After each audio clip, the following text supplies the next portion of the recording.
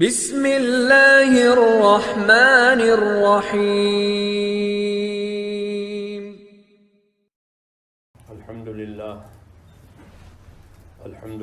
نحمده ونستعینه ونستغفره ونؤمن به ونتوکل علیہ ونعوذ باللہ من شرور انفسنا ومن سیئات اعمالنا من يهده اللہ فلا مضل له ومن يضلل فلا هادی له ونشهد ان لا الہ الا اللہ وحدہ لا شریک له ونشهد ان سیدنا ومولانا محمدا عبدہ ورسولہ صلی اللہ تعالی علیہ وعلی آلہ وصحبہ وبارک وسلم تسلیما کثیرا کثیرا، اما بعد۔ میرے پیارے بھائیوں اور بزرگوں، دنیا میں ہر آدمی آخرت کا مسافر ہے، ہر آدمی، چاہے وہ سمجھے یا نہ سمجھے، اس کی سمجھ میں آوے نہ آوے، لیکن وہ آخرت کی طرف جا رہا ہے۔ اس لیے کہتے ہیں ہر آدمی آخرت کا مسافر ہے، وہ اپنے آخرت کی طرف جا رہا ہے، اور دنیا اس کے پیچھے جا رہی ہو۔ جیسے ریل جاتی ہوئی ہو تو جو اسٹیشن وہ چلے گئے ہو گئے، وہ تو کبھی ملیں گے نہیں، اور جو سامنے ہے وہ آتے رہیں گے، یہاں تک کہ اس کا اپنا اسٹیشن آئے گا تو وہ اتر جائے گا، سفر ختم ہو گیا، اپنی منزل کو پہنچ گیا۔ تو ایسے ہر انسان جو ہے آخرت کا مسافر ہے، تو وہ سوچے کہ میں اپنے آخرت میں کیا لے کے جا رہا ہوں۔ وَلْتَنْظُرْ نَفْسٌ مَا قَدَّمَتْ لِغَدٍ، یہ فرمایا کہ ہر آدمی سوچے کہ آنے والی کل کے لیے میں نے کیا تیاری کی ہے۔ وہ کل تو آنے والی ہے، یعنی موت کا دن یا قیامت کا دن، اس کو تو آنا ہی آنا ہے، اور مجھے اسے ملنا ہی ملنا ہے۔ جی ہاں، اس میں دو رائے نہیں ہے کسی کے بھی، ایک رائے۔ جی ہاں، تو اس لیے اللہ نے یہ دعوت دی ہے ہم کو کہ وَلْتَنْظُرْ نَفْسٌ مَا قَدَّمَتْ لِغَدٍ، آنے والی کل کے لیے ہر آدمی سوچے میں نے کیا تیاری کی ہے۔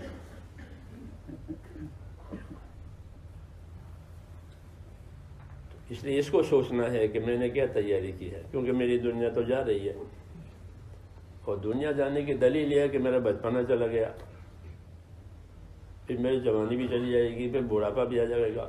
یہ جانے کی دلیل ہے کہ جانا ہی جانا ہے۔ جب جانا ہی جانا ہے اور پہنچنا ہی پہنچنا ہے، تو اپنے پہنچنے کی جگہ کے لیے کیا بنایا ہے؟ ایک عقل مند آدمی وہ سوچتا ہے کہ میں سفر میں ہوں، میں اپنے سفر میں اپنی کمائی کر رہا ہوں، لیکن مجھے اپنے وطن کے لیے بھی کچھ کرنا چاہیے۔ خدا نخواستہ کوئی بات ہو کہ وطن ہی جانا پڑے گا۔ دنیا میں ہوتا ہے ایسا کہ چلو جہاں کے ہو وہاں ہی جاؤ، تو میں نے وہاں کے لیے کیا بنایا ہے؟ یہ دعوت ہے بہت بڑی، لیکن جتنی بڑی یہ دعوت ہے اتنی بڑی غفلت بھی ہے۔ اس زمانے کی یہ بات ہے کہ اللہ اور آخرت یہ تو یاد ہی نہیں آتے، یہ اس زمانے کی بیماری ہے کہ اللہ یاد نہیں آتا اور آخرت یاد نہیں آتی، وہ یہ بڑا گھاٹا ہے، یہ بڑا گھاٹا، بڑا نقصان کہ آدمی اللہ کو بھول جائے، اللہ کو چھوٹی چیز بھول جائے، چھوٹی چیز بھول جائے آدمی کہ میں اپنی گھڑی بھول گیا، یہ ہوتا ہے، بڑی چیز نہیں بھولتا کوئی۔ اللہ تو بہت بڑے ہیں، اس کے احسانات بھی بہت بڑے ہیں۔ جی ہاں، ایک احسان ایسا ہے کہ اس کا کوئی بدل نہیں ہے۔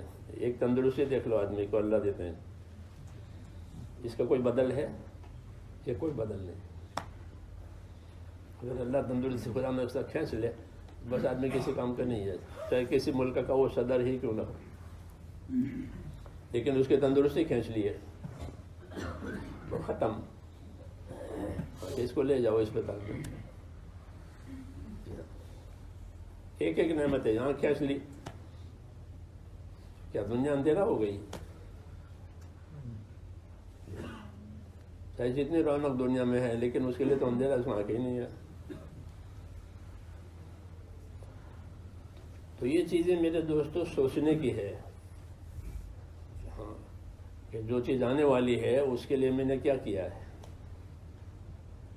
جانے والی جو چیز چھوٹنے والی ہے اس کے لیے بہت کچھ کیا ہے اور بہت کچھ کرنے کی تمنائیں ہیں، جی ہاں، وہ حوصلے ہیں اس کے، اور جو چیز آنے والی ہے اس کے بارے میں تو اس کی دعوت ہے کہ اپنے آنے والی زندگی کے لیے، اپنی آخرت کے لیے فکر کرو۔ یہ تمام مشکلات کا علاج ہے کہ جس نے اپنی فکر آخرت کو بنایا، اللہ تعالیٰ اس پر دنیا کی فکروں میں آسانی کر دیں گے، پکی بات ہے، یہ پکی بات ہے کہ اپنی فکر آخرت کی بنائی ہے، اپنی فکر اللہ کو راضی کرنے والی بنائی ہے کہ اللہ تمام فکروں میں آسانیاں کر دیں گے۔ یہ انعام ہے اللہ تعالیٰ کا، دعوت دی ہے ہم کو کہ یا ابن آدم تفرغ لعبادتی املأ صدرک غنى واسد فقرک، کہ آدم کے بیٹے، تمام آدم کی اولاد سے خطاب ہے کہ آدم کے بیٹے تو میری عبادت کے لیے، میرے کام کے لیے فارغ ہو جا۔ ہاں، پھر کیا کروں گا کہ میں تیرے دل کو غنی کر دوں گا۔ آدمی کا دل غنی ہو گیا، آدمی غنی ہو گیا، آدمی کا دل فقیر ہو گیا، وہ فقیر ہو گیا۔ دل کا غنا ہے، دل کی فقیری ہے، اس کا دل فقیر ہو گیا تو کہ تم ہمارے کام کے لیے فارغ ہو جاؤ، ہم تمہارے دلوں کو غنی کر دیں گے۔ ایک انعام تو یہ ہوا۔ دوسرا انعام واسد فقرک، کہ تمہاری حاجتیں، ضرورتیں اٹکنے نہیں دیں گے، پوری کر دیں گے۔ کتنا بڑا کام ہے، بہت سی حاجتیں اٹکی ہوئی ہیں، پوری نہیں ہوتی۔ جی ہاں، آج کا یہ دور ہے کہ کسی کے بعد فرصت نے کام ہی پورا نہیں ہوا، ابھی کل کریں گے، پھر کل کریں گے، پورا ہوتا ہی نہیں، وہ حاجتیں اٹکی ہوئی ہے۔ تو اس کو وعدہ کیا ہے کہ تم ہمارے کام کے لیے فارغ ہو جاؤ گے تو تمہارے دلوں کو غنی کریں گے۔ آدمی کا دل غنی ہوتا ہے، آدمی فقیر اور غریب نہیں ہوتا۔ اس کا دل غریب ہو گیا ہے، اس کا دل فقیر ہو گیا ہے، تو فقیر جیسے مانگتے رہتے ہیں ایسے دنیا دار کماتے ہی رہتے ہیں۔ جی ہاں، چاہے کتنا ہی کماوے لیکن اس کا دل فقیر ہے، غریب ہے، تو وہ کہنے اور چاہیے اور چاہیے اور چاہیے۔ اس میں وہ اپنی زندگی کا مقصد بھول جاتا ہے کہ مجھے اللہ نے کیوں پیدا کیا۔ جی ہاں، کہ مجھ کو اللہ نے کیوں پیدا کیا تھا۔ اللہ نے فرمایا تھا کہ ہم نے تمہیں کسی کام کے لیے پیدا کیا ہے، تو جو پیدا کرنے والا ہے وہ بتا دے گا کہ کس کام کے لیے پیدا کیا۔ جب کوئی دوا بنا ہوئے تو دوا بنانے والا بتا دیے دوا کس کام کی ہے، وہ لکھتے ہیں، لگانے کی ہے، پینے کی ہے، کس کام کی ہے، بنانے والا ہی بتاوے۔ تو بنایا ہے ہم کو، تو اس نے بتایا میں نے تم کو کس کام کے لیے بنایا، تمہاری زندگی کس کام کی۔ تو یہ بتا کہ تمہاری زندگی میرے حکموں کو پورا کرنے کے لیے ہے، تمہارے ذمے ہے کہ میرے حکموں کو جانو اور اسے پورا کرو۔ اس لیے اللہ تعالیٰ روزی دے رہا ہے۔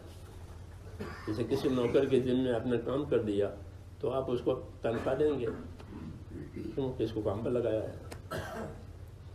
اللہ نے بندوں کو کام پر لگایا ہے اپنے حکموں کے لیے، اس لیے ان کی روزی کا ذمہ لیا ہے کہ اب تمہاری روزی ہمارے ذمہ ہے، کیونکہ تم ہمارے کام میں لگو گے، اس لیے روزی کا ذمہ لیا ہے۔ اور روزی اس وقت تک دیں گے جب تک موت نہ آئے۔ آدمی اپنی روزی پوری کیے بغیر مرتا نہیں ہے، جب اس کی روزی پوری ہو جائے گی جب ہی مرے گا۔ جی ہاں، اب اس کی روزی یہاں نہیں رہی ہے، اب اس کو لے لو۔ زندگی اور روزی دونوں ساتھ پوری ہوتی ہے، وہ ساتھ لکھی بھی جاتی ہے کہ اس کی اتنی زندگی ہوگی، اتنی روزی ہوگی۔ زندگی پوری، روزی پوری، اب یہاں نہیں رہے گا، یہاں رہ کے کیا کرے گا، اس کی روزی یہاں نہیں ہے۔ تو روزی اپنے ذمے اللہ نے لی ہے، کیونکہ ہمارے ذمے کام کیا ہے، اس لیے کہا کہ تم ہمارے کام کے لیے اپنے آپ کو فارغ کرو۔ ہاں، جب آدمی دنیا میں آیا اور دنیا کے نقشے دیکھے تو وہ اس میں پھنس گیا، اور جس کام کے لیے پیدا ہوا تھا اس کو بھول گیا۔ جی ہاں،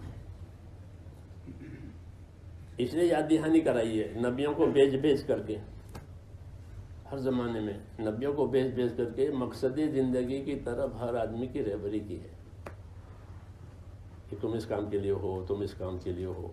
اس لیے اللہ تعالیٰ نے اپنے نبیوں کو مختلف لوگوں کے پاس بھیجا ہے، حاکموں کے پاس بھیجا، تاجروں کے پاس بھیجا، کارخانے والوں کے پاس بھیجا، اور اپنی قومی قوت رکھنے والوں کے پاس بھیجا۔ جی ہاں، مختلف لوگوں میں، کیونکہ یہی چیزیں دنیا میں ہوتی ہے، آدمی اس میں لگتا ہے۔ مالداروں کے پاس بھیجا، عہدے داروں کے پاس بھیجا۔ ہاں، تمام لوگوں کی طرف نبی جا چکے ہیں، تاکہ وہ اس میں رہ کر کے مقصد زندگی کو نہ بھولے۔ یہ مطلب نہیں تھا کہ یہ کام نہ کرے۔ حاکموں کے پاس نبی آنے کا مطلب یہ تھا کہ حکومت نہ کرے، یعنی حکومت کرو لیکن مقصد زندگی کے ساتھ، کہ اللہ نے کیوں پیدا کیا اس کو نہیں بھولنا۔ تاجر سے نے کہا تجارت مت کرو، تجارت کرو، لیکن تمہیں کیوں پیدا کیا اس کو دھیان میں لینا۔ اس کو تبلیغ کہتے ہیں کہ جس کام کے لیے پیدا ہوئے ہو اس پر رہو، کیونکہ یہ چیز تو تمہارے ہاتھ سے چھوٹ جائے گی۔ حاکم کی حکومت وہ تو چھوٹنے والی ہے، تاجر کی تجارت یہ چھوٹنے والی ہے، کیونکہ اس کی زندگی ختم ہونے والی ہے، وہ کیا تجارت کرے گا۔ تو جو چیز چھوٹنے والی ہے، ہاں، اس کے چھوٹنے سے پہلے اپنے مقصد زندگی پر رہو تاکہ چھوٹنے کا پچھتاوا نہ ہو۔ آدمی کی کوئی چیز چھوٹ جاتی ہے نا سفر میں تو پچھتاوا ہوتا ہے کہ فلاں چیز وہاں چھوٹ گئی، میں بھول گیا۔ جی ہاں، اور گاڑی چلی گئی تو ان کا جلن ہوتی ہے اندر۔ تو جب پوری دنیا کی چیز چھوٹ جائے گی تو کتنی بڑی جلن ہوگی۔ حضور صلی اللہ علیہ وسلم فرماتے تھے ہر مرنے والے کو پچھتاوا ہوگا اس کی موت پر۔ تو پوچھا کہ ہر مرنے والے کو کیوں ہوگا؟ اچھے لوگ بھی ہوں گے، اچھے لوگ بھی ہوں گے، انہوں نے کہ اچھے لوگوں کے بھی پچھتاوا ہوگا، دوسروں کا پچھتاوا تو ہی ہے کہ اچھے لوگوں کو اس لیے پچھتاوا ہوگا کہ وہ یہ پچھتاوا کریں گے کہ میں نے اور زیادہ کیوں نہیں کیا، یہاں تو بہت ملتا تھا، اللہ کے یہاں تو کہ بڑا انعام ملتا تھا، بڑا بدلہ ملتا تھا، اور ہمیشہ کے لیے ملتا تھا، تو میں نے اور زیادہ کیوں نہیں کیا، میں تو اور زیادہ بھی کر سکتا تھا۔ تو اس کو اس کا پچھتاوا ہوگا۔ یہاں تو لاکھوں کروڑوں کا کاروبار ہے، آدمی کو ملتا ہے، تو میں نے کیوں نہیں کیا؟ کیونکہ اللہ تعالیٰ کی عادت اور سنت یہ ہے کہ اگر ایک بھی نیکی ہوگی تو اللہ اس کو بڑا بڑا کر دیں گے۔ وَإِن تَكُ حَسَنَةً يُضَاعِفْهَا وَيُؤْتِ مِن لَّدُنْهُ أَجْرًا عَظِيمًا۔ کہ ایک نیکی بھی ہوگی تو ایک نہیں رہے گی، بلکہ اللہ اسے اس طرح بڑھائیں گے جیسا ایک گوٹلی زمین میں ڈالی تھی تو ایک بڑا درخت اللہ پیدا کر دیتے ہیں، اور اس کا پھل ہر سال آتا ہے۔ اللہ کی عادت ہے بڑا بڑا کے دینا۔ تو یہاں تو اللہ بڑا بڑا کر کے دے رہے تھے، تو میں نے کیوں نہیں کیا؟ میں تو یہ بھی کر سکتا تھا، یہ بھی کر سکتا، اس کو اس کا پچھتاوا ہوگا۔ جسے نہیں کیا ہے اس کا پچھتاوا تو ہے ہی ہے کہ اس کا تو اس نے دنیا بھی گئی، آخرت بھی گئی۔ یہ نادان ہے جو دنیا کے لیے دنیا جمع کرے، اس میں عقل نہیں ہے، یہ فرمایا۔ ہاں، حدیث میں ہے کہ جو دنیا کے لیے دنیا جمع کرے تو یہ وہ انسان ہے کہ اس کے اندر عقل نہیں ہے۔ کیوں کہ عقل تو آگے سوچنے کو کہتی ہے۔ عقل کیا کہے گی؟ آگے نتیجہ سوچنے کے لیے عقل دی ہے، چالاکیاں کرنے کے لیے عقل نہیں دی ہے۔ کہ آدمی چالاکی کرے، دودھ میں پانی ملا ہوا ہے، ہاں کہ پیسے بڑھ جائیں گے اور پتہ بھی نہیں چلے گا۔ جی ہاں، دودھ میں پانی کا پتہ نہیں چلتا، دودھ ہی نظر آتا ہے۔ یہ اس کو عقل سکھاتی ہے وہ عقل جس میں خدا کا خوف نہ ہو. جس عقل میں خدا کا خوف نہیں ہوتا وہ اس کو یہ سکھاتی ہے، یا چالاکی سکھائے گی یا غفلت میں ڈالے گی. اس لیے فرمایا جو دنیا کے لیے دنیا جمع کرے یہ وہ انسان ہے کہ جس کو عقل نہیں ہے. کیوں کہ اس کو چھوڑ دے گا ایک دن، یا یہ دنیا اس کو چھوڑ دے گی، دونوں میں سے ایک ہوگا. اس لیے فرمایا کہ الدنیا دار من لا دار له ومال من لا مال له ولها يجمع من لا عقل له. کہ دنیا اس آدمی کا گھر ہے جس کا کوئی گھر نہیں ہے. دنیا کو گھر بنایا ہے کہ اب اس کا کوئی گھر نہیں ہوگا. کیوں کہ اس کی دنیا تو چھوٹ جائے گی، وہ آخرت بنائی نہیں ہے. تو یہ ایسا ہوا جیسے کوئی جنگل میں ضائع ہو گیا، بھٹکتے بھٹکتے. ہوتا ہے ایسا کہ دنیا اس آدمی کا گھر ہے جس کا کوئی گھر نہیں ہے، اور دنیا میں اس آدمی کا مال ہے جس کو کوئی مال نہیں ہے. کہ مال تھا وہ چھوٹ گیا یا چھوڑنا پڑا، دونوں میں سے ایک ہوتا ہے. اور تیسری بات کہ وَلَهَا يَجْمَعُ مَنْ لَا عَقْلَ لَهُ، کہ دنیا کے لیے وہ دنیا جمع کرے گا جس میں عقل نہیں ہے. چھوٹے بچے ہوتے ہیں نا، وہ کھیلتے ہیں تو کھلونے پر لڑتے ہیں. سب جانتے ہیں کھلونے سے کچھ نہیں ہوتا، کوئی کام نہیں بنتا کھلونے سے، لیکن اس میں عقل نہیں ہو بچوں میں. تو ایسے یہ بھی ہے. اس لیے اللہ تعالیٰ نے میرے بھائیوں ہماری عقل کے لیے اوپر کی رہبری کی ہے کہ اپنی عقل سے اوپر کو بھی سوچو.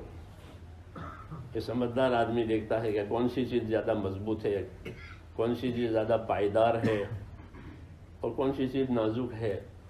تو اگر کوئی نازک چیز کے مقابلے میں کوئی مضبوط پائیدار چیز ملتی ہے تو آدمی اس کو نہیں چھوڑتا. یہ نازک ہے، یہ پائیدار ہے، یہ مضبوط ہے.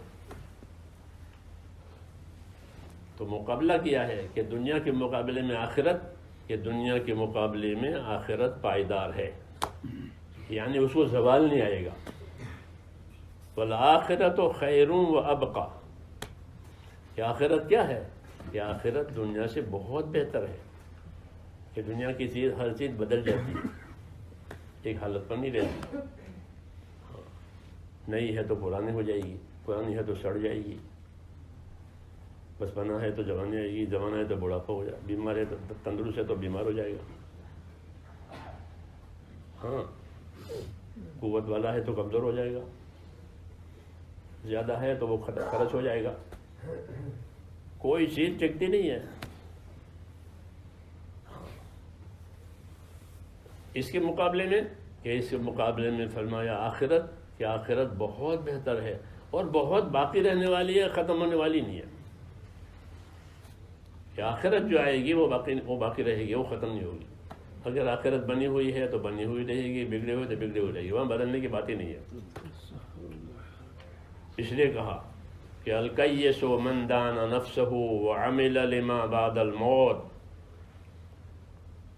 والعاجز من اتبع نفسہ ہواہا وتمنى علی اللہ الامانی. سمجھدار باہوش وہ آدمی ہے جو اپنی ذات پر قابو کرے. آدمی تمام مشینوں پر قابو کرتا ہے، سلو کرنا ہے، فاس کرنا ہے، روکنا ہے، چلانا ہے، کرتا ہے نہیں کرتا. چھوٹی بڑی تمام مشینوں پر قابو کر لیتا. تو کہ جس طرح سے مشینوں پر قابو کرو اپنی ذات پر قابو کرو. کیا کرو؟ سمجھدار ہے جو اپنی ذات پر قابو کرے. اپنی ذات پر قابو کرنے کا کیا مطلب ہے؟ اپنی ذات پر قابو کرنے کا مطلب یہ ہے کہ میرا کوئی کام اللہ کی مرضی کے خلاف نہ ہو. اس آدمی قابو کرتا ہے کہ کوئی حکومت کے قانون کے خلاف کوئی کام نہیں ہونا چاہیے، نہیں تو پکڑ ہوگی. سنبھالتا ہے اپنے آپ کو، یہ قانون کے خلاف. اللہ کے معاملے میں کہ اللہ کے معاملے میں ہمیں سمجھدار وہ ہے جو اپنے اوپر قابو کرے کہ میری کوئی حرکت اللہ کی مرضی کے خلاف نہ ہو. کہ اللہ کی ناراضگی بہت بڑی ہے اور اللہ کا راضی ہونا بھی بہت بڑا ہے.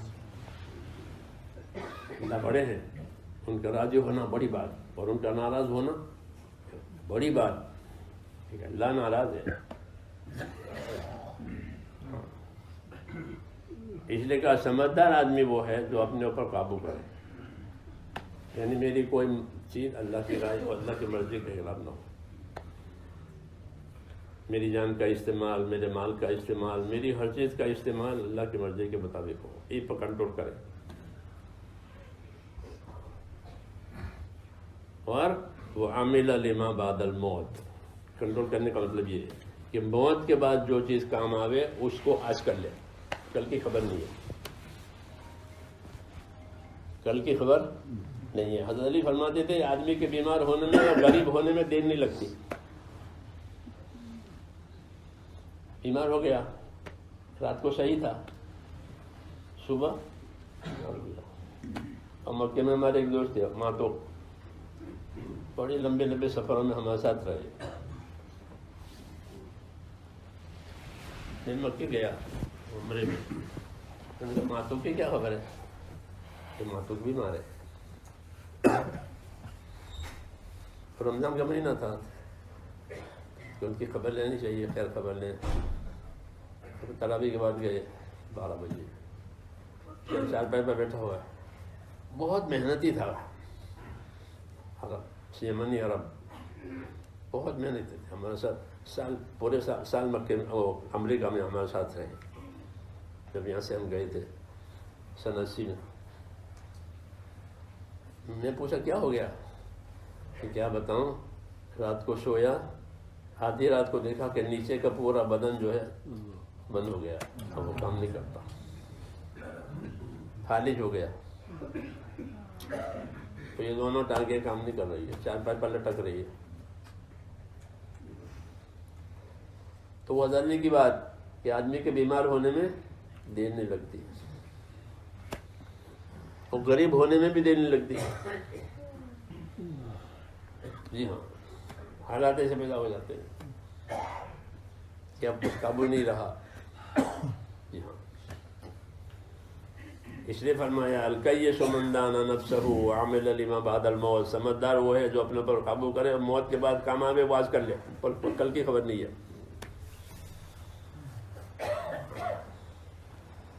اور والعاجز من اتبع نفسہ ہواها وتمنى علی اللہ الامانی. اور نادان وہ ہے کہ اپنے آپ کو اپنی جی چاہیے کے پیچھے چلاوے، جو جی میں وہ کرے، وہ جی جمع کرے.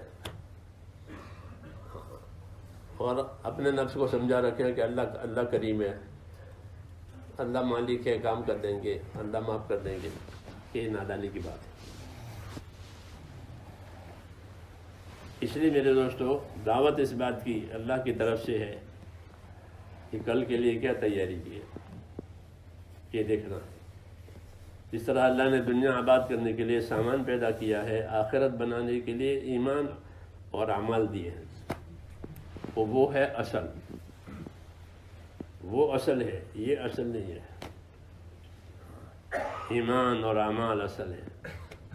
اس لیے اللہ تعالیٰ نے نبیوں کو ایمان اور اعمال کی دعوت کے ساتھ بھیجا تھا کہ کھاؤ پیو، اللہ کی نعمتوں کا استعمال کرو، کوئی حرج نہیں ہے، لیکن اپنے ایمان اور اعمال کی خبر لو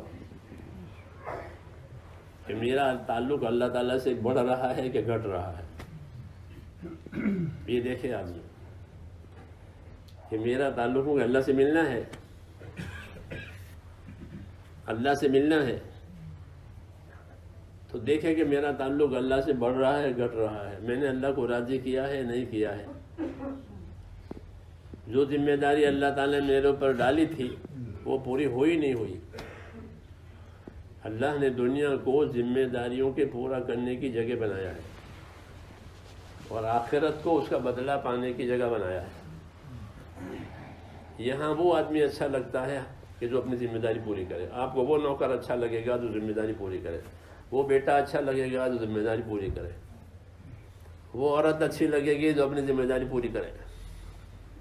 یہ قاعدے کی بات ہے، اس میں کوئی دوسری رائے نہیں ہوتی. اللہ تعالیٰ کو وہ بندہ پسند ہے جو اپنی ذمہ داری پوری کرے. اللہ نے ذمہ داری دی ہے،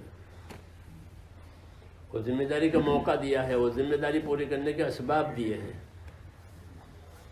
جان اور مال یہ اللہ ہر ایک کو دیتے ہیں، تھوڑا زیادہ، تو وہ کس لیے دیتے ہیں؟ کہ ذمہ داری پوری کرنے کے لیے دیں۔ جیسے نوکر ہوتا ہے نا، تو آپ نوکر کو گاڑی بھی دیں گے، گھر بھی دیں گے، ہاں مال بھی دیں گے، کیوں؟ کوئی پر کچھ ذمہ داری ڈالیے۔ ہاں کہیں یہ کمپنی کا ہے، مکان کا کمپنی کا ہے، گاڑی کا کمپنی کی ہے، جی ہاں کمپنی نے دی ہے، تو ایسے دے دیے کہ نہیں کمپنی نے اس کے ذمہ کچھ کام کیا ہے، اس کے لیے گاڑی دی ہے۔ فوجیوں کو بہت سامان ہوتے ہیں، پولیسوں کے پاس بہت سامان ہوتا ہے ہی نہیں ہوتا، بہت خرچہ ہوتا ہے ہر حکومت کا ڈیفینس پر، کیوں؟ ان کی ذمہ داری ہے ان پر۔ ایسے ہی میرے دوستو، ہماری دعوت اللہ کی طرف سے یہ ہے کہ ہم نے تم کو جان مال ذمہ داری پورا کرنے کے لیے دیا ہے، یہ تمہارا نہیں ہے، اور تمہارا نہ ہونے کی دلیل یہ ہے کہ تم اس کو چھوڑ کے جاؤ گے۔ اپنا ہوتا تو کوئی چھوڑتا ہے؟ آدمی اپنی جوتی پہن کے جاتا ہے کہ میری ہے، ہاں اپنی نہیں چھوڑ سکتا، لیکن چونکہ اپنی ہے نہیں تو وہ چھوڑ دیتا ہے۔ کہ ہر چیز کا وارث اللہ ہے، باقی تم تو جاؤ گے۔ اِنَّا نَحْنُ نَرِثُ الْأَرْضَ وَمَنْ عَلَيْهَا وَمَنْ عَلَيْهَا وَإِلَيْنَا تُرْجَعُونَ۔ زمین پر جو چیز کے اللہ کہ ہم اس کے وارث ہیں، ہم اس کے مالک ہیں، تم تو چلے جاؤ گے، ٹھیک ہے تم تو چلے جاؤ گے، اور باقی اس کے وارث مالک کہ ہم ہیں، ہماری ہے۔ تو ہر آدمی کی جان مال جو ہے وہ اللہ کی امانت ہے۔ دو پہلو ہے، آدمی کی جان مال اللہ کی نعمت بھی ہے کہ اللہ نے تندرستی دی، زندگی دی، بڑی نعمت، اور مال اولاد دیا کہ بڑی نعمت، لوگ اس کی تمنا کرتے ہیں۔ تو مال اور جان جس طرح اللہ کی نعمت ہے، نبی یہ کہتے ہیں کہ اللہ کی امانت بھی ہے،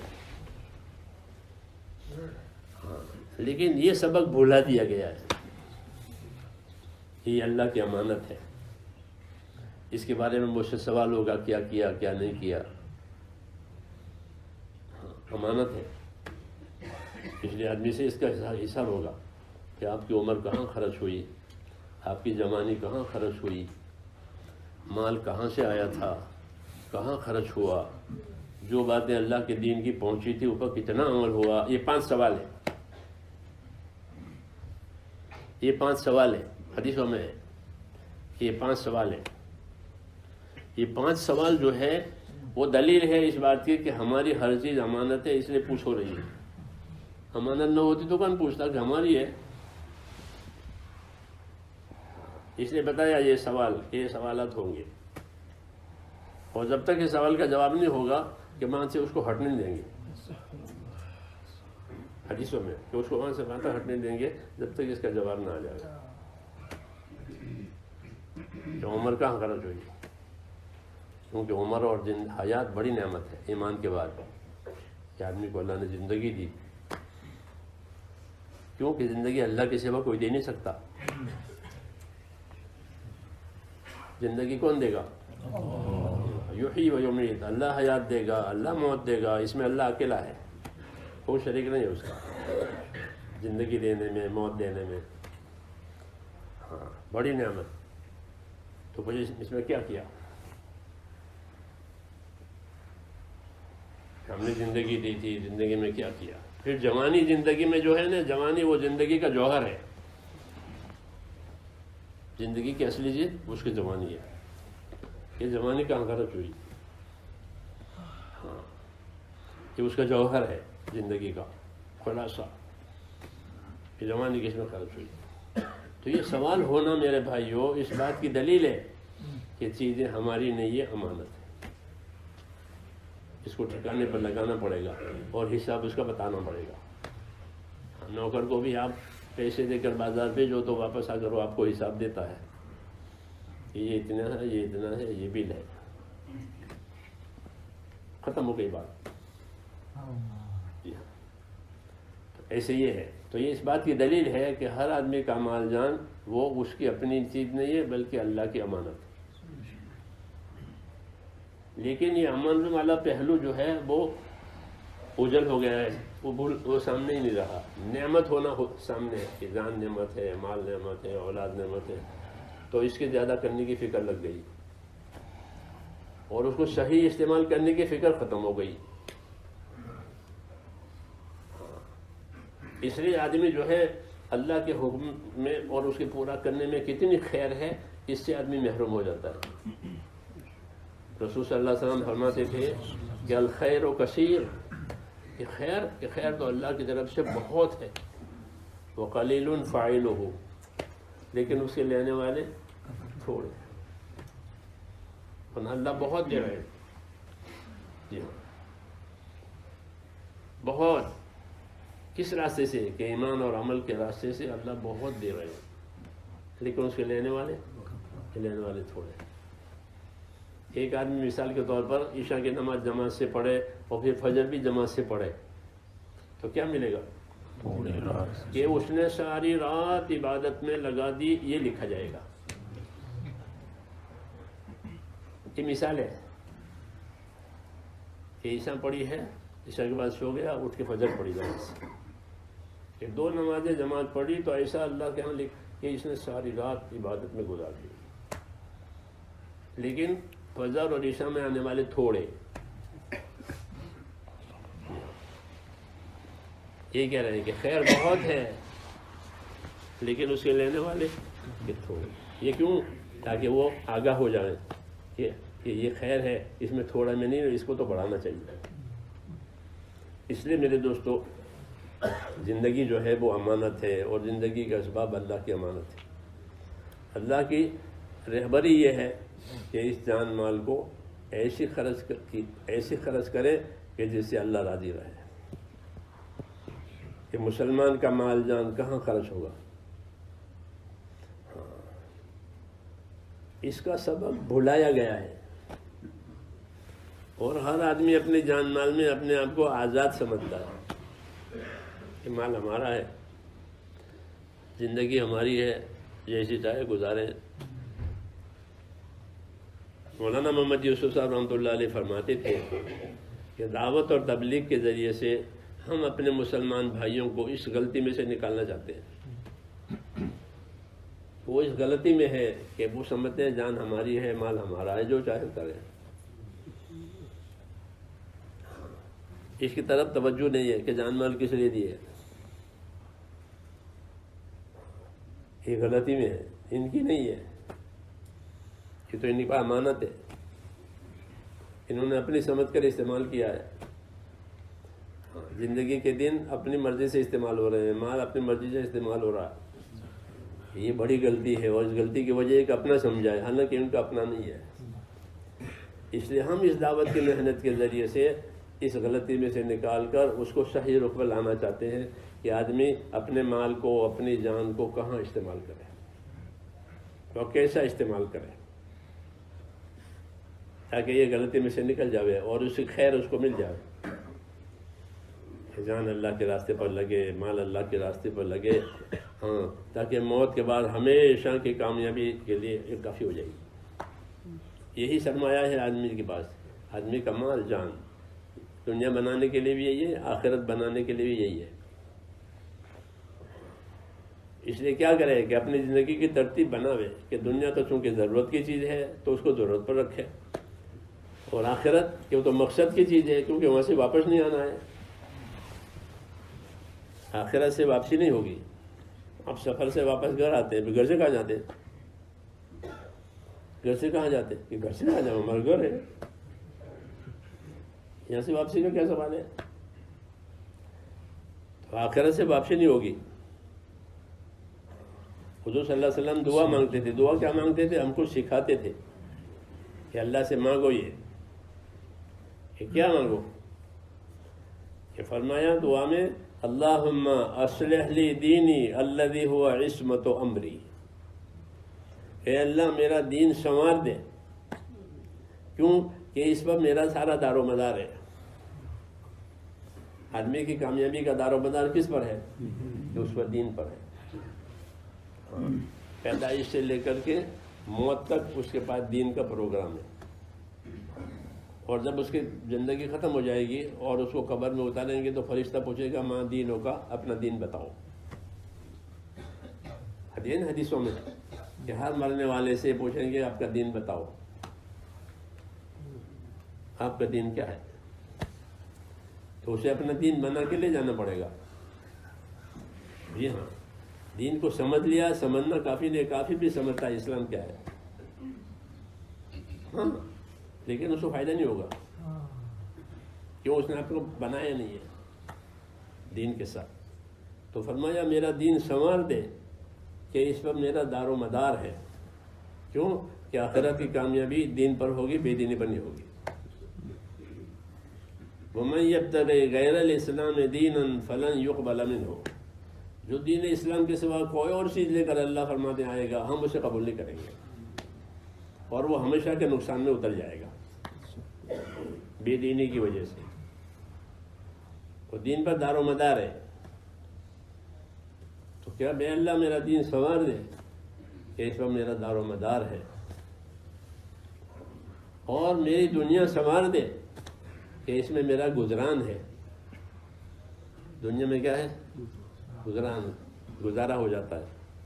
آج گزر گئی، کل گزر گئی، سال گزر گئے، زندگی یہ گزران ہی گزران ہے. یہ گزران اچھا ہو جائے، ہاں، پریشانیوں کے ساتھ نہ ہو. ہاں، اسے میری دنیا سنوار دے. دنیا دو قسم کی ہوتی ہے، ایک برکت والی، ایک الجھن والی. دونوں دیتے تھے اللہ، دنیا دے دیتے ہیں. ناراض ہو کر دیتے ہیں تو اس میں الجھنیں ہوتی ہیں، راضی ہو کر دیتے ہیں تو اس میں برکتیں ہوتی ہیں. اس نے کہا کہ میری دنیا سنوار دے کہ اس میں میرا گزران ہے، اس میں میرا گزارا ہے. اور تیسری بات کہ اللہ میری آخرت سنوار دے. کیوں؟ کہ وہ میرا ٹھکانہ ہے، وہاں سے واپس نہیں آنا ہے. یہ مجھے کہنا تھا. یہ آدمی آخرت سے واپس نہیں آئے گا، جیسے گھر سے کہیں نہیں جاتا، سفر پورا ہو گیا، گھر آ گیا، آگے کچھ نہیں، گھر ہے. تو یہ ہے میری آخرت سنوار دے. کیوں؟ کہ وہ میرا ٹھکانہ ہے، وہ میری جائے قرار ہے، وہ وہیں رہنا ہے، پھر آگے نہیں، آگے کچھ نہیں ہے. اس لیے میرے دوستو یہ بڑی بات ہے کہ آدمی اپنی دنیا سے آخرت بنا لے. وہی سمجھدار ہے. میں یہ نہیں کہتا اور کوئی نبی بھی یہ نہیں کہتا کہ اپنی دنیا چھوڑ دو اور بیٹھ جاؤ مسجد میں، ایسا نہیں کہیں گے. کیوں؟ کہ اللہ نے فرمایا ہے، حدیث میں ہے کہ ان الدنیا خلقت لکم، کہ اللہ نے دنیا تو تمہارے لیے پیدا کی ہے. جیسے کھانا مہمانوں کے لیے بنا ہے تو اور کون کھائے گا؟ اور کون کھائے گا؟ انہیں کے لیے بنایا ہے، انہیں کو کھلانا ہے. تو کہا دنیا ہم نے تمہارے لیے ہی بنائی ہے، کسی جنت کے لیے نہیں، کسی فرشتے کے لیے نہیں. دنیا آپ کے لیے بنی ہے. یہ بڑا انعام ہے. زمین، آسمان، چاند، سورج، یہ جتنی چیزیں کہ تو آپ کے لیے بنی ہے. یعنی یہ تمام چیزیں آپ کے کام کے لیے بنا دی گئی ہے. کوئی چیز انکار نہیں کرے گی. آپ گھوڑے پر سوار ہو جاؤ تو گھوڑا آپ کو لے کر چلے گا. ہاں، حالانکہ گھوڑے کی طاقت آپ کی طاقت سے زیادہ ہے. ایسے کوئی بھی چیز آپ استعمال کرو گے وہ استعمال ہو جائے گی، کیونکہ وہ آپ کے لیے پیدا ہوئی ہے. ہاں، اس کو تسخیر کہتے ہیں کہ تمام چیزوں کو مسخر کیا ہے، یعنی تمہارے کام میں لگا دیا ہے. آدمی سمندر کے سفر کرتے ہیں، سمندر دیکھا سمندر؟ ہاں، جب سمندر میں جہاز جاتا ہے تو دنیا نظر نہیں آتی. پہلے ہم جماعتوں میں سفر کرتے تھے 50 سال پہلے، تو سمندروں سے، بمبئی سے سمندر کے راستے جاتے تھے. تو سمندر جہاز چلا گیا پھر دنیا نظر نہیں آتی، پانی پانی. ہاں، اس پانی پر آپ کا جہاز چل رہا ہے، رات میں بھی دن میں بھی. ہاں تو سمندر ورنہ سمندر یعنی سب اندر. جی ہاں، سمندر تو یہ ہوتا ہے، یہ سب اندر، وہاں سے کوئی چیز آتی نہیں ہے. لیکن کہ ہم نے سمندر کو تمہاری خدمت کے لیے پابند کیا ہے کہ تم سمندر سے سفر کرو گے، سمندر سے روزی کماؤ گے. ہاں، بہت سے لوگوں کی نوکریاں سمندروں میں ہے. جی ہاں، ان کی روزی وہی ہے. اور سمندر کو ہم نے بنایا ہے، وہ جہاز جو ہے پانی کو چیرتا ہوا جاتا ہے. یہ کیا کہ سمندر کو تمہارے کام میں لگایا ہے. سخر لکم البحر، سمندر کو تمہارے کام میں لگا دیا ہے. تم اس میں سے کھاتے ہو مچھلی اور موتی نکالتے ہو اور تجارتیں کرتے ہو. یہ کہہ رہے ہیں سمندر کچھ نہیں کہتا، ہوا کچھ نہیں کہتا. ہوا میں لوگ اڑتے ہیں. سب چیزوں کو کام میں لگایا ہے کہ دنیا تمہارے لیے پیدا کر دی گئی ہے. کتنا بڑا انعام ہے. کوئی چیز انکار نہیں کرے گی، پابند ہے. جی ہاں، آپ کی خدمت کے لیے. جی ہاں، آدمی ہڑتال کرتے ہیں کہ نہیں کریں گے کام، کرتے نہیں کرتے. یہ چیزیں ہڑتال نہیں کرے گی کہ ہم تمہارا کام نہیں کرتے. ہاں جی ہاں، وہ کام ہو رہا. تو دنیا تمہارے لیے پیدا کر دی گئی، بڑا انعام. لیکن تم کو آخرت کے لیے پیدا کیا. یہ فرمایا ان الدنیا خلقت لکم وانکم خلقتم للآخرہ. تمہاری منزل آخرت ہے، یہ نہیں ہے. یہ تو تمہارے لیے ہے. جیسے سمندر میں سفر کرو، زمین پر سفر کرو، وہ سفر کر کے اپنی جگہ پہنچ جاؤ گے. یہ تمہاری جگہ نہیں ہے.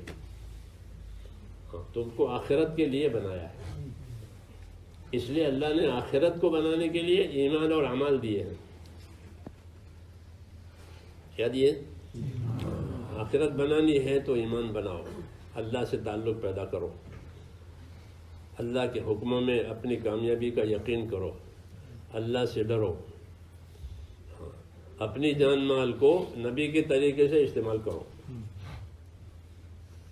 یہ آخرت بنانے کا راستہ. یہ نہیں کہ دنیا چھوڑو، تاجر تجارت کرے، زمیندار ہی کرے، حاکم حکومت کرے، مالدار مالداری میں رہے، لیکن دین کے ساتھ رہے. یہ دعوت ہے، یہ نبی کی دعوت ہے. یہ سب آپ کے لیے ہے، مال کے مال بھی آپ کے لیے، سب آپ کے لیے. لیکن آپ کس کے لیے؟ کہ آپ آخرت کے لیے. اپنے آخرت بناتے ہو یہ کام کرو. آخرت بنانے کے لیے ایمان اور یقین شرط ہے کہ اندر اتنا یقین بنے کہ جو اللہ کے حکموں پر چلاوے، اندر اتنا خوف بنے جو اللہ کی نافرمانی سے بچاوے، اندر اتنا شوق بنے کہ اپنی آخرت بناوے. جیسا دنیا میں شوق ہوتا ہے اپنی دنیا بنانا، میرا گھر ایسا بنے، میری شادی ہو، میرا یہ شوق. تو کہ اللہ کے انعامات کا شوق کہ اللہ نے آخرت میں جو انعامات رکھے ہیں وہ بڑے ہیں، تو اس کا شوق پیدا ہو جائے کہ اللہ میری جنت بناوے. ہاں، اللہ میری قبر بناوے. حضور نے فرمایا قبر جنت کے باغوں میں سے ایک باغ ہے. قبر کیا ہے؟ جنت کے باغوں میں سے ایک باغ ہے. ہاں، اور قبر میں گرمی ہوگی، جیسے بجلی نہیں ہوتی نہیں تو حفظ ہوتا ہے، پسینے آتے ہیں. کہ قبر میں تپش ہوگی. یہ پھر کیا علاج ہے کہ صدقہ کرو تاکہ قبر کی تپش ختم ہو جائے. جیسے یہاں لوگ انتظام کرتے ہیں نہیں، ہاں گرمی ہو رہی ہے، سردی ہو رہی ہے، تو آخرت کے لیے میرے دوستوں ایمان اور اعمال دیے ہیں کہ اپنا ایمان اور یقین اللہ کے ساتھ ایسا بناؤ کہ اللہ کی قدرت پر، اللہ کی ذات پر یقین آئے کہ میرے لیے میرا اللہ ہے، اس نے مجھ کو پیدا کیا ہے، وہ میرے لیے کافی ہے. جب وہ راضی ہوگا سارے حالات بنیں گے، اور اللہ ناراض ہے کہ سارے حالات بگڑ جائیں گے. یہ قاعدے کی بات ہے.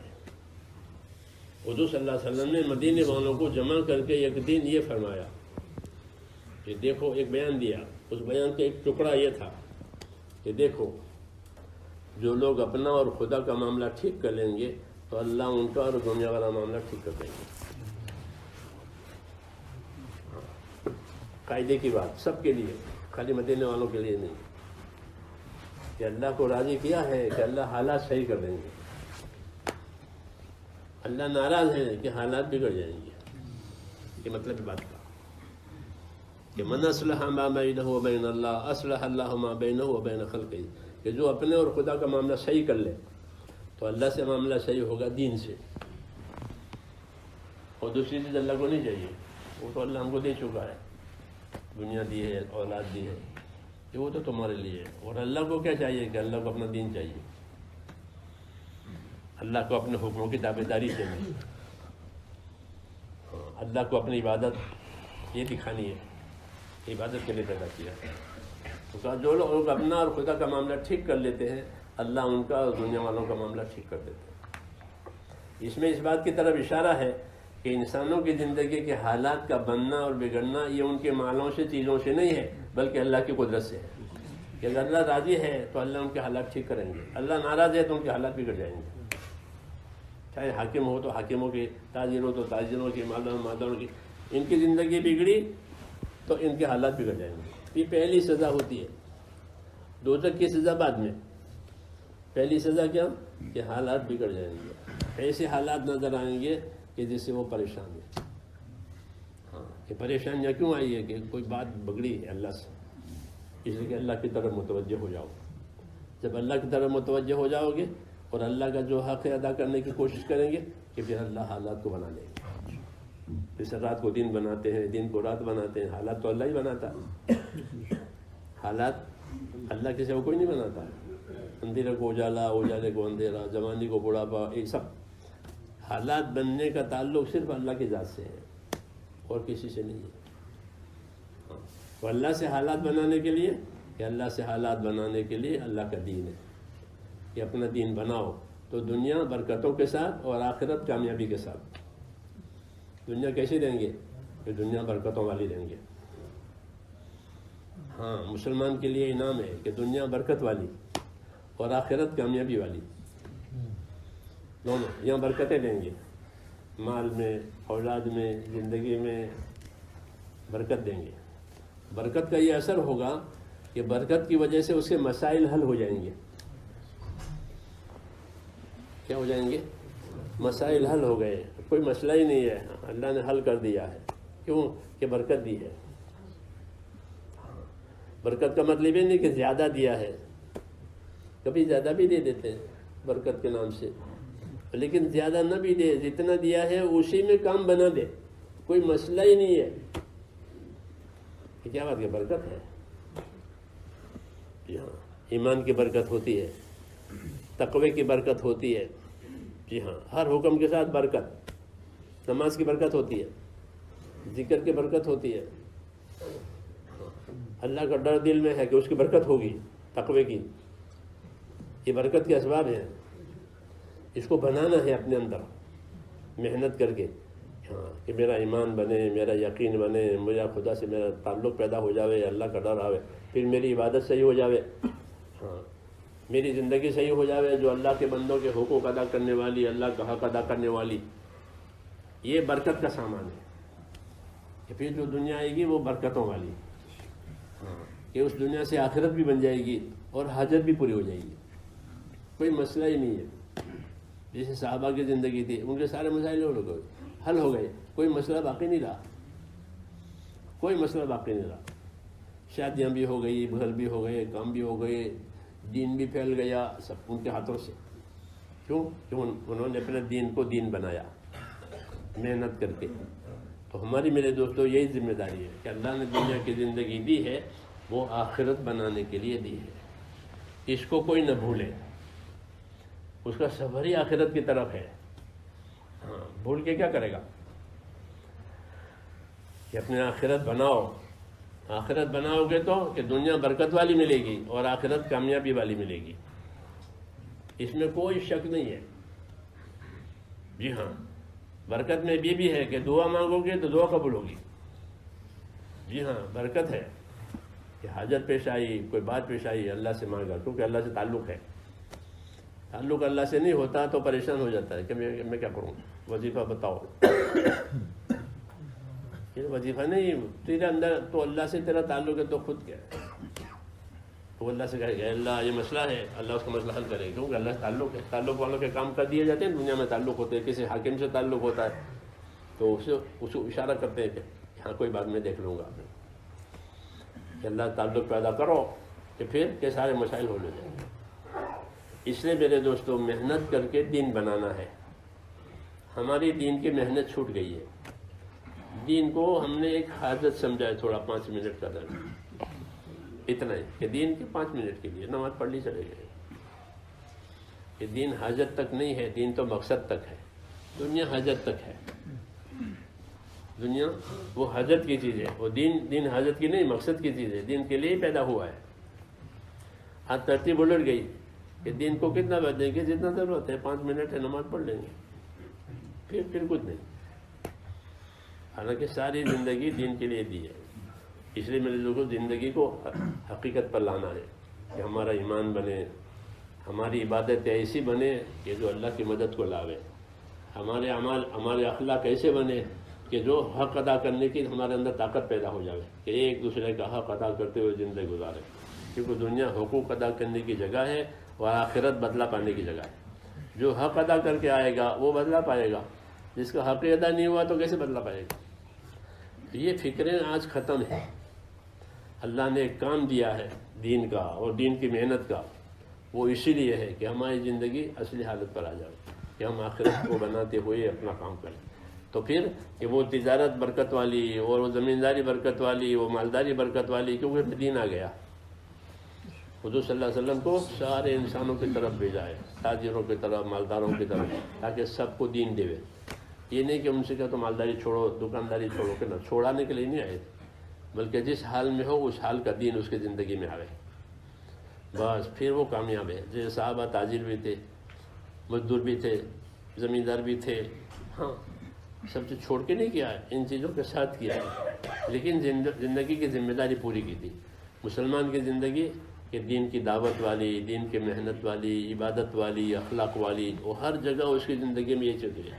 وہ تاجر ہے تو دائی ہے، وہ زمیندار ہے تو دائی ہے، تاجر ہے تو عبادت کرنے والا ہے، زمیندار ہے تو عبادت کرنے والا، غریب ہے تو عبادت کرنے والا، دعوت دینے والا. اس کی زندگی کا یہ کام ہے.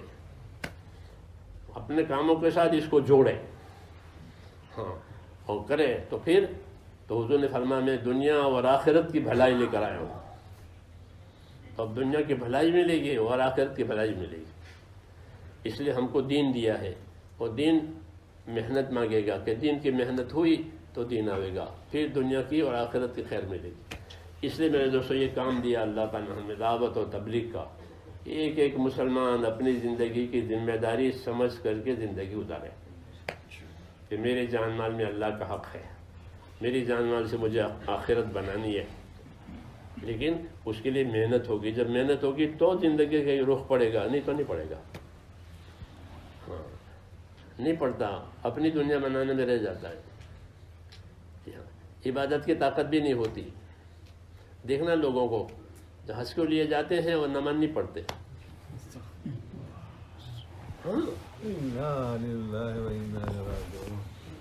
جی ہاں، ان کی نمازیں بہت ہو جاتی ہیں. کیوں؟ انہوں نے دین کی محنت نہیں ہے کہ سفر میں بھی نماز ہے، گھر میں بھی نماز ہے، بیماری میں بھی نماز ہے. محنت کرے تو سب جگہ نماز آوے، کہ بیماری کی بھی نماز ہے، گھر پر ہے تو بھی نماز ہے، سفر کی بھی نماز ہے، عید کی بھی نماز ہے، جنازے کی بھی نماز ہے. لیکن محنت میں ہو تو کہ حج کو جا رہے ہیں نماز نہیں پڑھ رہے، کہ نماز کیسے پڑھیں؟ ہوائی جہاز میں کیسے نماز پڑھیں؟ حج میں کھانا پینا ہوگا، نماز نہیں ہوگی. ہاں، یہ کیوں کہ محنت نہیں ہے. جب محنت نہیں ہے تو دین کی جگہ بھی نہیں ہے. اور محنت کرو تو اللہ کہتے ہیں محنت کرو گے تو دین کی جگہ کر دیں گے، کہ تمہیں ہر جگہ دین کے لیے جگہ ملے گی. ایک تھوڑی سی محنت ہوئی ہے تو دنیا میں تغیر آ. اب دیکھو آپ ہوائی جہازوں میں ہر جگہ میں کیا ہے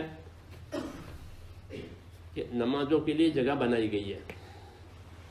آپ ایئرپورٹ پر جائیں گے، چاہے وہ غیر مسلم ایئرپورٹ، لیکن ایک جگہ بنی ہے، ٹھیک ہے، کہ نماز کے لیے، کیوں لوگ نماز پڑھتے ہیں. جی نماز پڑھتے ہیں تو نماز کے لیے جگہ بنی. یہ ہمارے دلی میں پہلے نہیں تھی ایئرپورٹ پر جگہ، اب انہوں نے بنائی ہے. ہاں یہی بات ہے. پرے روم، عبادت کا روم. تو کیا ہوا کہ تم دین کا کام کرو گے تو دین کی جگہ ملے گی، نہیں تو تمہارا دین اٹھ جائے گا، دنیا اپنا قبضہ کر لے گی. ہاں مسلمان دین کا کام کریں گے تو دین کو جگہ ملے گی، پھر ان کی تجارتوں میں دین آئے گا، ان کی کمائیوں میں دین آئے گا، ان کے سفروں میں دین آئے گا. نہیں تو یہ خود اپنی نماز کھو کے حج کریں گے. یہ بات محنت کی نہ ہونے کی وجہ سے ہے. ہاں یہ آپ کے لیے جگہ ہو جائے گی اس کی دین کی. کیوں کہ دین کی محنت. اس لیے میرے بھائیوں اس کی محنت کی ضرورت ہے. ہم محنت کریں گے اللہ دین کی جگہ کرے گا. پھر دین ہماری عبادت میں، ہمارے لین دین میں، ہمارے رہن سہن میں، کھانے میں، پینے میں، سب چیزوں میں دین آ جائے گا. 24 گھنٹے کی زندگی حکم والی گزرے گی. ہو گئی کم ہے کہ 24 گھنٹے کی زندگی اللہ کے حکم والی. ہر لائن کا حکم ہے ہمارے پاس. تاجر ہے تو تجارت کے حکم میں، ہاں زمیندار ہے تو زمینداری کا، مالدار ہے تو مالداری میں. ہر لائن کی زندگی، ہر لائن کے دن آئے محنت کے بندے سے. یہی لائنیں رہے گی لیکن دین کے ساتھ. الحمدللہ اس کام کی برکت سے اس کے اثرات پیدا ہوئے ہیں کہ لوگوں نے اپنی زندگیوں میں دین لانا شروع کیا ہے. لیکن جو کام ہوا ہے وہ تھوڑا ہے اور باقی ہے وہ زیادہ ہے. ہر کام میں یہ نہیں دیکھتے کہ کتنا ہو گیا، اور یہ دیکھتے کتنا باقی ہے. یہ دیکھتے ہیں نا کہ کوئی تعمیر ہوئی تو کہ کتنا باقی ہے اس کو دیکھیں. کتنا ہو گیا تو ہو گیا، باقی کتنا ہے کہ اس کو دیکھو تو ابھی بہت باقی ہے. کہ 100% مسلمان نمازی آپ کہیں نہیں دیکھیں گے. ہاں نہ مکہ نہ مدینہ کہیں نہیں کہ جب 100% وہ نماز پڑھتا. کیوں؟ اتنی کمزوری ہے کہ ابھی نماز پوری 100% مسلمانوں میں نہیں آئی. جیسے کمائی 100% میں ہے، کمائیاں 100% مسلمانوں میں ہیں اور نماز نہیں ہے. کیوں؟ کسی محنت نہیں ہے. تو ہم میرے بھائیوں محنت کے ذمہ دار ہیں. اللہ کو یہ محنت بہت پسند ہے. دین کی محنت یہ بہت پسند ہے کیونکہ اس سے دین زندہ ہوگا، اللہ کی عبادت زندہ ہوگی. اللہ نے عبادت کے لیے پیدا کیا ہے. تو پانی پہنچ رہا ہے، محنت ہوگا دین کو پانی پہنچے گا. ہمارے ذمہ ہے کہ اپنے دین کو پانی پہنچائیں تاکہ یہ سوکھ نہ جائے، ورنہ یہ سوکھ جائے گا.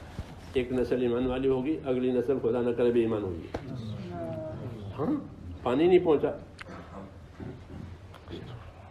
اس لیے کہا کہ اللہ کے دین کے مددگار بنو. کونوا انصار اللہ. نصرت عربی میں کہتے ہیں پانی پہنچانے کو. نصرت بول، نصرت کا اصلی ترجمہ جو ہے وہ پانی دینا زمین کو، اس کا اصلی ترجمہ ہے. تو جب مسلمان نصرت کریں گے تو ان کے دین کو پانی ملے گا. پانی ملنے سے سب چیزیں زندہ ہو جاتی ہیں. تو محنت ہوگی پانی ملے گا، عقیدے صحیح ہو جائیں گے، اعمال صحیح ہو جائیں گے، اخلاق صحیح ہو جائیں گے، ماحول صحیح ہو جائیں گے، سب چیزیں صحیح ہو جائیں گی اور ہر حال کا دین بنے گا. پانی ملا ہے. اس لیے ہر مسلمان اپنے دین کا پابند ہو، یہ بھی ذمہ داری ہے، اور ہر مسلمان اپنے دین کا مددگار ہو، یہ بھی ذمہ داری ہے کہ اپنے دین کے پابند بھی بنو اور اپنے دین کے مددگار بھی بنو. زندگی کی ترتیب ایسی بناؤ کہ اپنی پابندی بھی ہو رہی ہے، مدد بھی ہو رہی ہے، اور ہماری ضرورت بھی پوری ہو رہی ہے. کماؤ، کھاؤ، پیو. اس لیے کہتے ہیں اس میں سے وقت فارغ کر کے اس محنت پر اپنے آپ کو کھڑا کرو تاکہ دین کی نصرت کا حق ادا ہوئے. اس لیے کہتے ہیں اللہ کے راستے میں نکلو اور اس محنت میں اپنے آپ کو چلاؤ.